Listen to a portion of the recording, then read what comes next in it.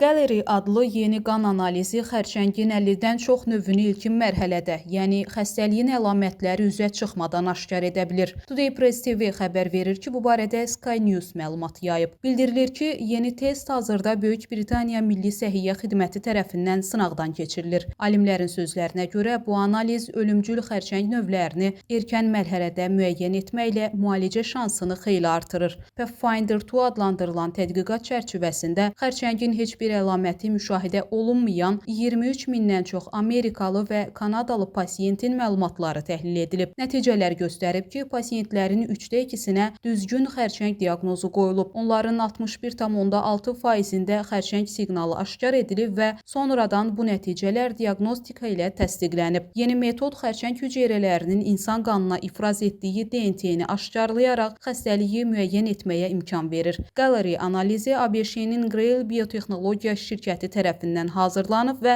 yaxın gələcəkdə klinik tətbiqinə başlanması planlaşdırılır. Jalə Rövşən, Today Press TV.